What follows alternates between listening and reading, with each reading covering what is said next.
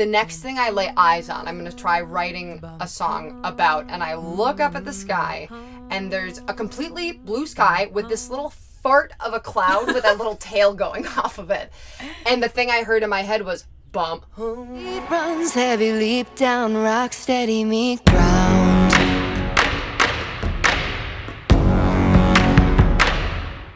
So next up is Sunken Shallows. Sunken Shallows. I think probably the crowd favorite, but also one of our favorites. I was just saying, it's absolutely one of my favorites, especially because, speaking of throwaway songs, where this song came from was not at all intended to turn into what it ended up as. Well, you were watching Black Sails. Oh, that's true. We were watching That's Black very Sails. true. That is very true. We were on a Serena gig in Washington. And I had seen Black Sails when it came out a few years ago, and she was watching it, and I was like, are you watching this? And so I started rewatching it again with her and got very back into it. Yeah. It's also now on Netflix. Go watch it. Yes. Such a good show. It's such a good show. Anyway. But we were in the pirate in the pirate mindset. Yeah. I was in Louisiana. Yeah, it must have been that second year. I was performing Valkyric with you, and Serena was like getting ready to go. I was just kind of like in this funk in my life at that point in general. And I remember thinking to myself, the next thing I lay eyes on, I'm going to try writing a song about. And I look up at the sky, and there's a completely blue sky with this little fart of a cloud with a little tail going off of it. And the thing I heard in my head was, bump. And I was like, because that's what it looked like to me. It looked like someone just went like, the sound wave. Yeah. Yeah. Literally the first lyrics in the song are cloud and a bright blue sky. So I built the like vocal thing underneath it, cloud and a bright blue sky, someone going around giving out those shadows. And then Black Sails was just kind of like permeated into my soul at that point. And I was just kind of feeling stuck in my life in general at that point. So I like meshed the two together, and just these lyrics of like, I just kind of want to get out. Very dismal vibe. The lyrics all very much just wrote themselves. The song just started building itself. And that is where the start of Sunken Shallows happened. Yeah, and so she had sent it to me maybe up until the chorus or like this first verse. Yeah, it was just like the first two verses. But I kept listening to it, and that what are your lyrics? I'm shivering, come deliver me light. That line kept like coming up again. I was inspired kind of by built that. on that thing. I forgot about that. Yeah. Lyrics are not. I don't like writing lyrics. I'm not into it.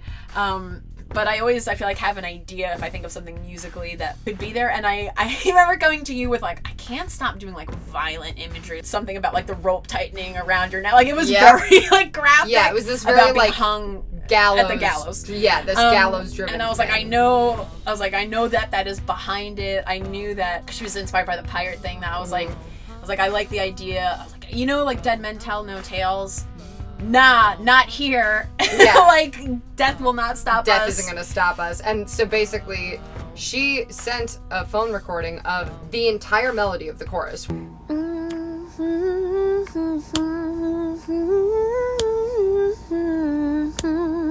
Which was brilliant. She sends this melody of the chorus, this idea of the Dead Men Tell No Tales isn't a thing here, like death isn't going to stop us. So I was like, perfect. Like, got it. And I took that, and once again, lyrics wrote themselves, especially the line, like, they better dig that grave deep, because nothing's going to keep us from spilling all your secrets. Dig that grave deep, because nothing's going to keep us from spilling all your secrets.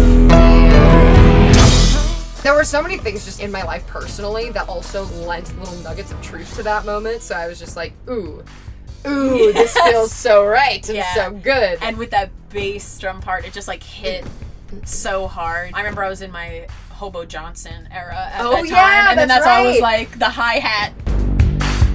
Yes.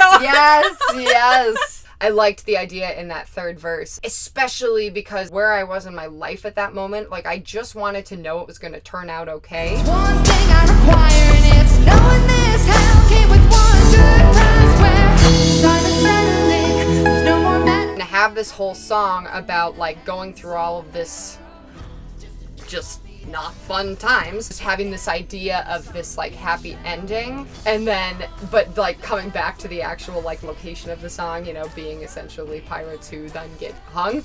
It was just kind of like, nope, just a dream on the air, like we're still in the freaking trenches. Stop getting in the song content-wise, it's about being stuck. One thing I like about this song is that it's been one of the more fluid ones. I feel like arrangement-wise, like one thing we've been trying to do with samäs is think of songs as verbs and not now, you know, like things as like ever breathing living things, and so it can always grow. Yeah, and so it's been cool to, you know, have you now like making different choices, like taking the third verse on the octave up, or like adding harmonies, or like that things at the happened out of end. necessity. Trudging through a muck-filled mire. Someone tell me now, is there anyone out there? Trudging through a muck-filled mire. Someone tell me now, is there anyone out there? Trudging through a muck-filled mire. Someone tell me now, is there anyone out there? Driving through a mud-filled mire. Someone tell me now, is there anybody out there? I mean, it's cool though, and like for whatever reason, it's fun to just kind of hear like now all the desk candy stuff at the end, like how just as we've heard things for it, being like, oh, let's just add this in. Let's try doing this. The thing that, at least for me, glued that song together, once I brought the like bass synth thing and the kind of like da-na-na, da-na-na thing, which I jacked from a song Love Brand New by Bob Moses. He does this whole like da-na-na, da-na-na. What if I take that, change the instrumentation, and put it down here underneath the song?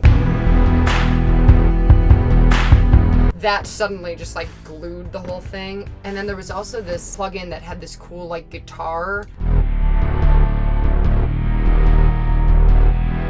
The like Western kind of guitar that comes in. I like found that by accident. I was just like going through some voicings because I needed something else in the like bridge section, and I came across that guitar and it did its own like weird chords. Well, that was an accident, and that sounds great. So we're keeping it. Yeah, the fans. We didn't even mention the fans. Oh my god, yeah. A clack, the sort of what would be snare hit of the song is done with a fan, and so that's also a pretty fun element. Especially because it's so loud in real life, so it always kind of surprises people when it first comes out, which is fun from the stage. yeah. Folks have been letting us know that that is their favorite song, and so thank you to you all for that feedback. Yes, one of our favorites too.